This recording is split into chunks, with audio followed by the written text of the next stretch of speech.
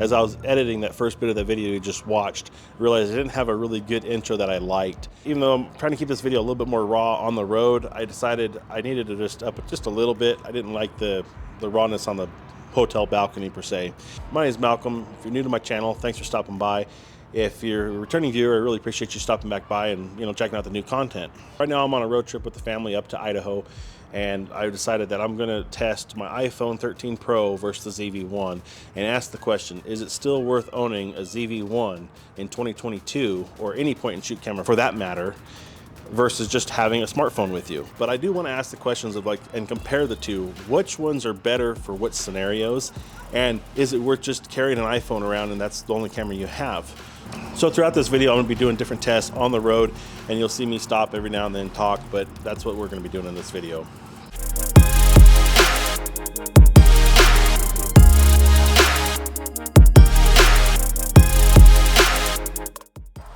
Trying to get breaks between traffic here.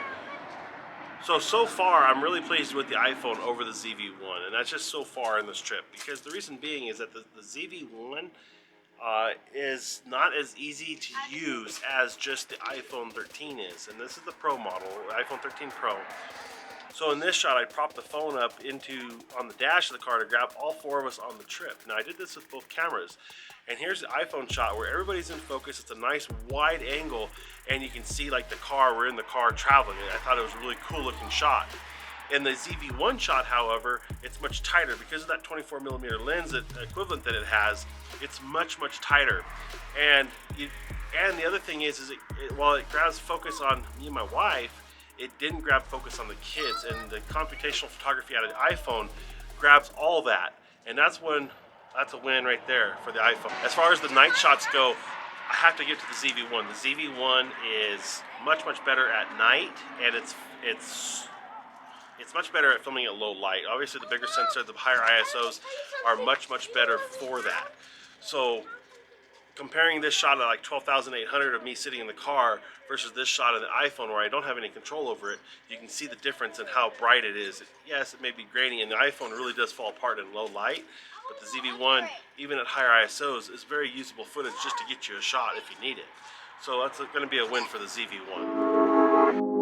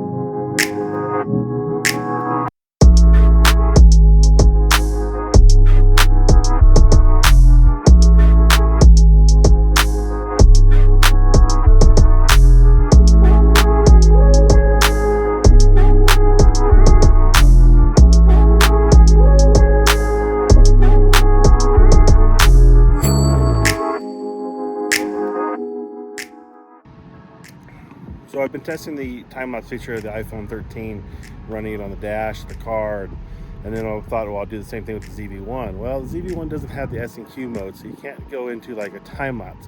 It has high frame rate modes, which allow you to shoot up 960 frames per second, but nothing that's I find is very useful for that on like a travel sense or what we're doing like today, or on the road or on the trip. Now I did run the ZV-1 on the dash for a good 20 plus minutes, I'd say. I'll put the exact time on the video it ran, but it did get into an overheat situation being in the sun of the dash. Of course, I'm not sure where the battery was at because I was driving, but it did go into overheat where I noticed the display dimmed on it. So I did take it down, shut it down, and then of course the camera phone, or the iPhone 13 Pro, it just kept going along on its time-lapse mode, and there really was no lag or shutdown on it. So that's another win for the iPhone over the ZV-1. Using the iPhone to film this segment, it's definitely, you know, an easier tool to use than the ZV-1. The ZV-1, of course, would have I'd have the handle for it and the bracket, and it may work, but it wouldn't be as wide as this ultra wide on this iPhone, which is really, really nice. Do like that. And for these, you know, kind of panoramic, not panoramic, but scenic shots. Let me flip it over to like a cinematic mode where it uses the regular, I think the 21mm lens or 24mm lens, 27, something like that. Let me flip it over to that real quick. Okay, so this is reached out at full arm's length on the cinematic mode of the iPhone 13. So we're using computational photography, or the AI in the phone, to blur the background out, hopefully leave me pretty crisp. Now, I imagine that around my headline, there's probably some like diffusion or some like not perfect cutout, and that's going to be one of the things that you'll definitely notice about the iPhone when you're shooting in this mode. You don't get quite the depth, but you get a depth of field look. Let me switch over to the ZV-1 real quick, and let's film this with the background under 1.8 with the ND filter on. See how that looks real quick. Alright, so right now we're over cranking the shutter to 1/400th, and I'm shooting the f1.8 on the ZV-1. ISO is about 100, 200. And we're just going to look at the depth of field difference here. So I'm shooting the 24mm equivalent on the ZV-1, and we'll see what that actual depth of field looks like at 1.8 right now. The ND filter is on, so let's do a comparison of these two video shots and see how they actually come out and look, and see if it's worth holding up a big vlog handle with the ZV-1, or if the iPhone's worthwhile with the computational. Let's take a look at that footage and see how it looks. We'll see you on the next stop.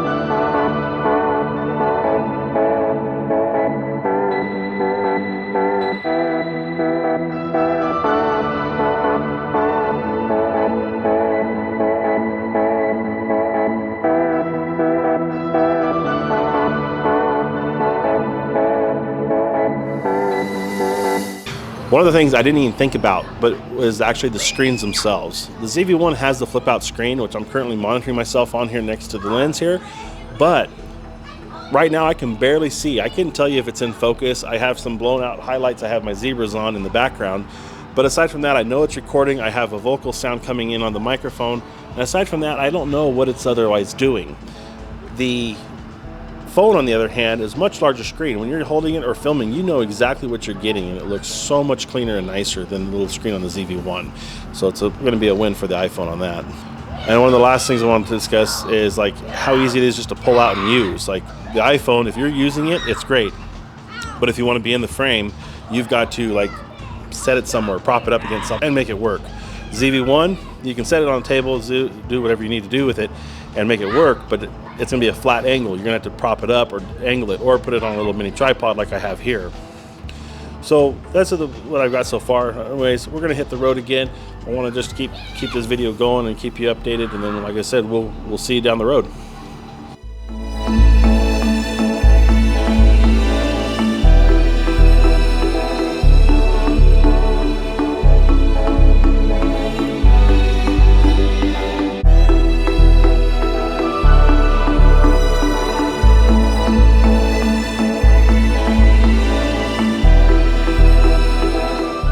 Finally made it to our Airbnb, and I've jotted down my final thoughts and notes on these two cameras, and I want to go over those with you.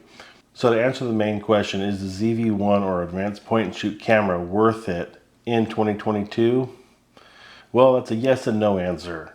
It really depends on who's using it. If you're just somebody who wants to capture moments and preserve memories, and you don't have any photography or videography experience or skill, nor do you want any, then all you really need is a smartphone. But if you're already somebody who has that experience and wants to grow your abilities with photography and videography, then adding an advanced point and shoot such as the ZV-1 to your arsenal can be an amazing tool for you to use. And it will help you grow and learn more about the craft than just what the smartphone will give you as just a result. This will actually teach you how to get those results. And since you may already have a smartphone in your pocket already, you now have two cameras to be able to utilize and learn and use from. This entire video has been shot solely on my iPhone 13 Pro and the ZV-1. Now there was a third camera involved in some of the time lapses and some of the shots, but it's basically the exact same camera because it was just the iPhone Pro 13 Max. But aside from that, every shot in this video is done with these two cameras. At the end of the day, the ZV-1 is still less easy to use, but it can be a great tool for the beginner or the professional wanting to travel light. While it may require more time to use it and process the shots you get with it, it is still a better camera overall. So whether it's a quick social media upload or you're producing a travel vlog of your adventures, either way, the cameras will both work for you. It's just whether or not you want that extra little bit of reach and the ability to grow into the photography or the videography side of it more. That's going to be your ultimate deciding factor, whether or not you need an advanced point and shoot like the ZV-1 here, or if you're just going to want to use your smartphone in your pocket. Either way, you're going to be able to create something that you're going to like in the end.